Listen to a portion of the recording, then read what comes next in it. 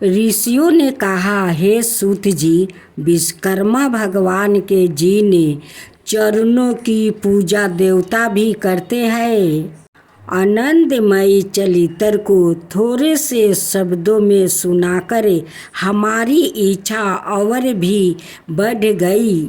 जिस प्रकार भट्ठी से अग्नि प्रचंड होती जाती है, ठीक इसी प्रकार जयो जयो हम विश्वकर्मा भगवान का चरित्र सुनते हैं, तयो तयो उसके सुनने की इच्छा और भी बढ़ती जाती है।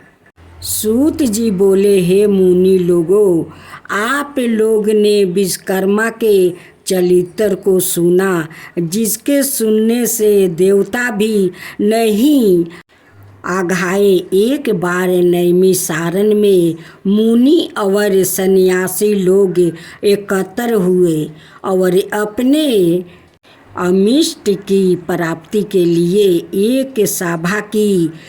विश्वामित्र कहने लगे कि हम लोग के आश्रम में दुष्ट कर्मों के करते हुए राक्षस लोग यज्ञ करने वाले मुनियों के आस पास ही बड़े बड़े मनुष्य को अपना ग्रस बना लेते हैं।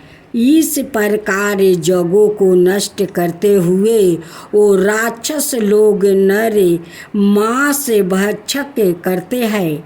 मातंग मुनि कहने लगे कि हमारे पूज्य पुरोहित उपमनु जो ब्रह्मचर्य व्रत में स्थित रह कर वो कंदमूल खाकर सादा धर्म कार्यों में संलग्न रहते हैं और जो प्रतिदिन सारे कामों को छोड़कर परमात्मा का ध्यान करते रहते हैं और वो भी राक्षसों को नाश करने में समर्थ हो सकते हैं।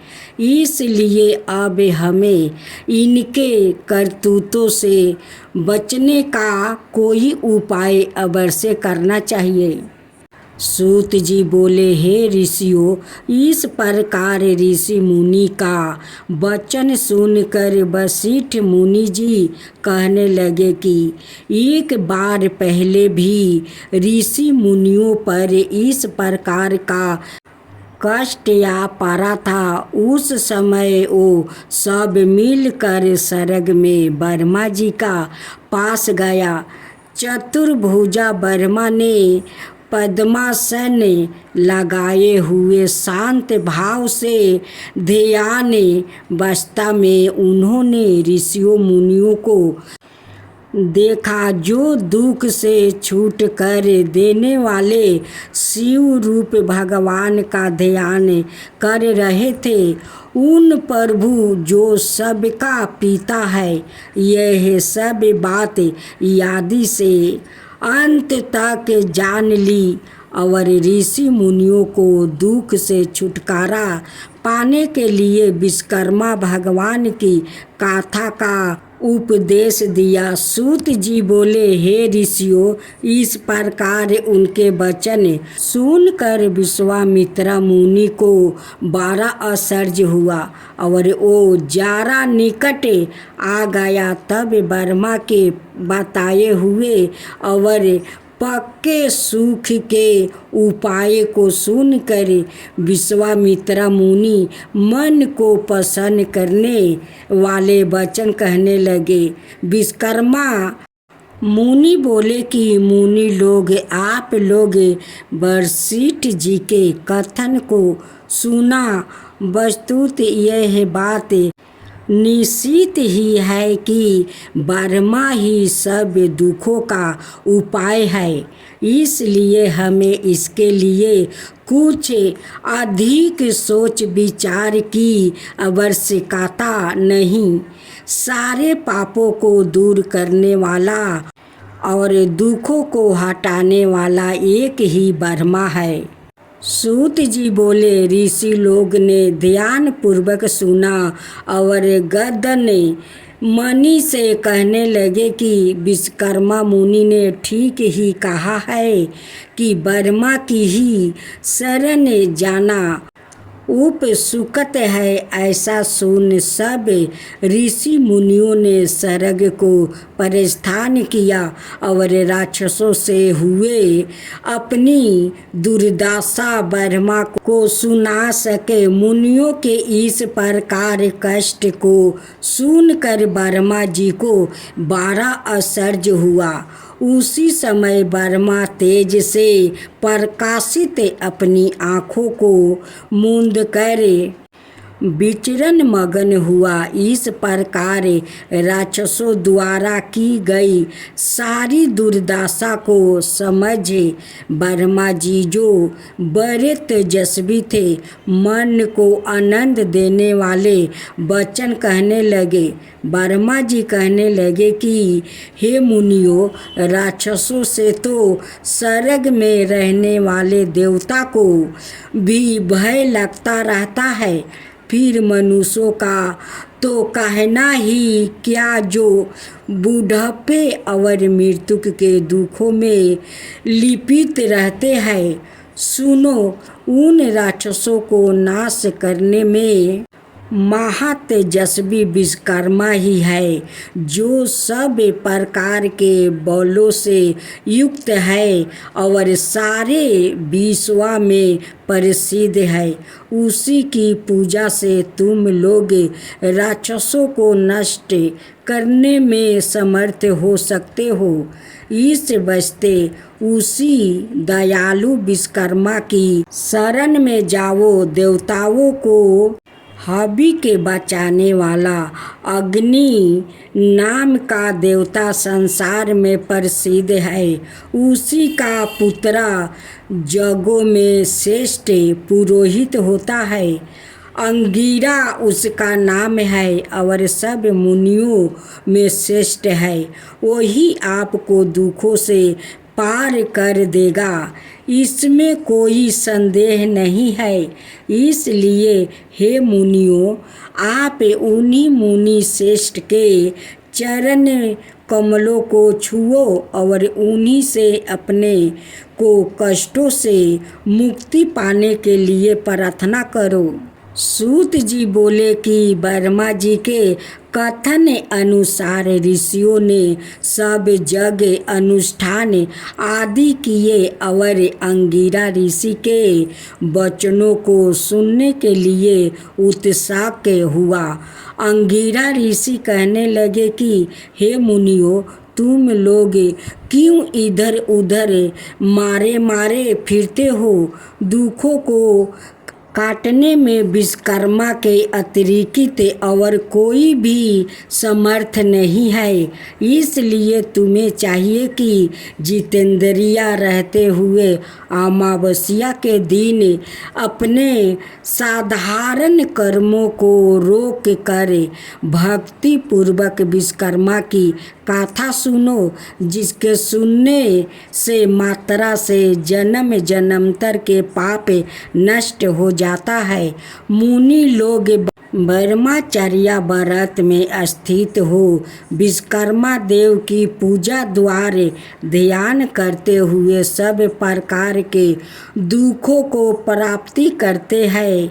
सूत जी कहने लगे कि मुनियों लोग इस प्रकार महर्षि अंगिरा के वचनों को सुनकर अपने अपने आश्रमों को चले गए और जग में विश्वकर्मा देव का पूजन किया, जिसका परिणाम यह हुआ कि उसकी पूजा से सारे राक्षस भस्म हो गया, जग विघ्नों से रहित हो गया और नाना प्रकार के दुखों से संपन्न हो गया।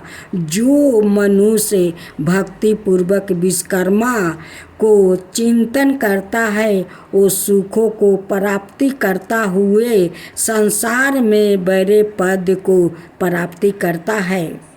सूत जी बोले, हे मुनियों, मैं आपसे सब लोकों में विख्यात श्री विश्वकर्मा का महात्म्य फिर कहता हूँ, तुम ध्यान से सुनो।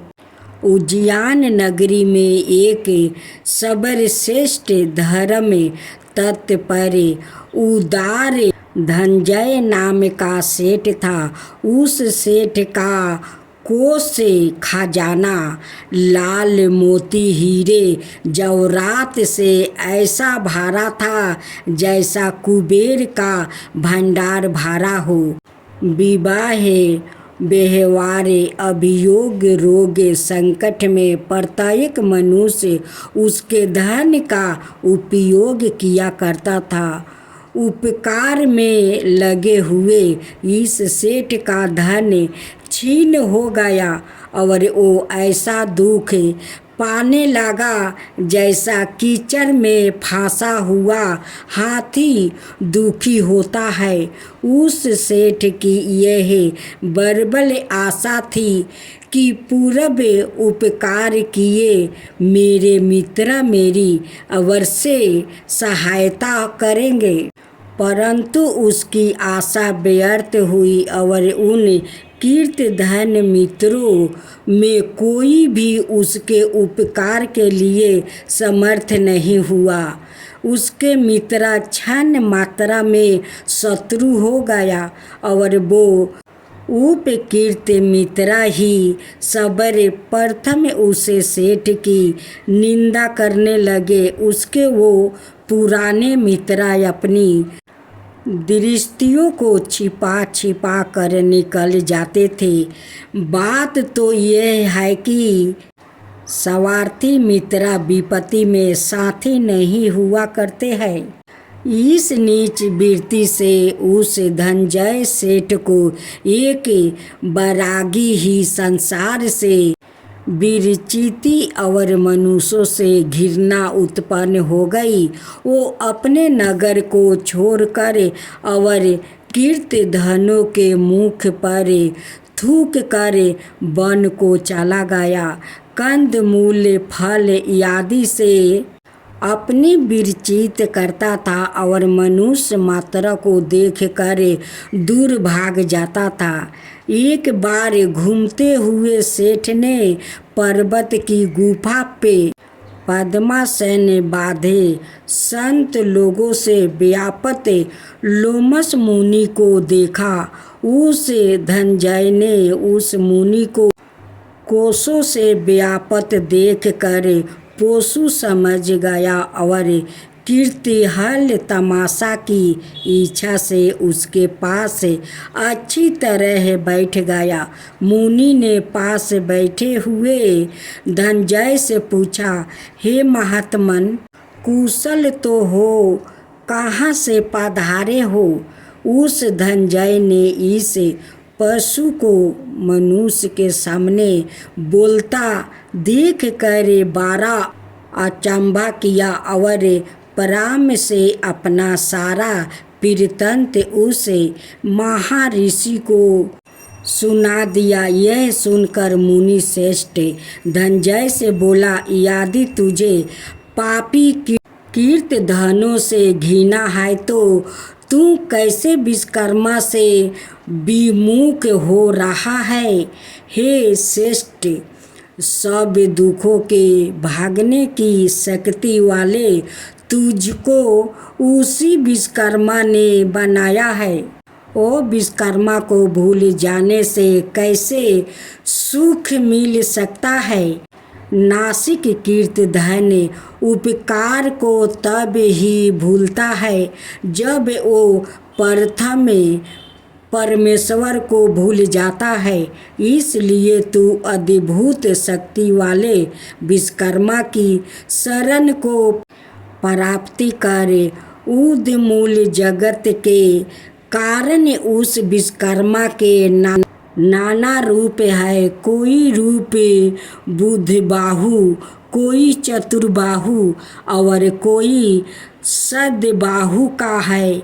इसी प्रकार एक मुख, चतुर्मुख और पंचमुख के रूप है। मनुमय त्वष्टा शिल्पी और दैग से विश्वकर्मा का साकार रूप के पुत्र है। सेतु बंध के समय श्री रामचंद्र जी ने श्री विश्वकर्मा की पूजा की है। इसी से वो भी द्वारका जैसी सुंदर पुरी की रचना कर सके हैं। हे धनंजय, तू भी उसी श्री विश्वकर्मा का पूजा और वंदन कर। इस प्रकार सब दुखों से छूट कर सब सिद्धि प्राप्ति होगा। इस प्रकार उस लोमस ऋषि का उपदेश सुनकर उस श्रेष्ठी को बड़ा संतोष हुआ और दिन से ही लेकर वो श्री विश्वकर्मा का भक्त हो गया। उन श्री विश्वकर्मा जी के पूजन से उसके समस्त पाप धो गया और अंत को देवता बनकर सुख स्वर्ग भोगने लगा। जो मनुष्य भक्ति युक्त चित्त से श्री विश्वकर्मा का ध्यान करता है वो सुखी होकर इस विश्वकर्मा जी के चरण कमलों का भक्ति प्राप्ति करता है। श्री विश्वकर्मा जी का यश बड़ा पवित्र है। उसको जो तत्व ज्ञान मनुष्य सुनता है वो पृथ्वी पर सब सुखों को प्राप्ति करके अंत में श्री विश्वकर्मा जी का स्वस्थ पद को प्राप्ति करता है।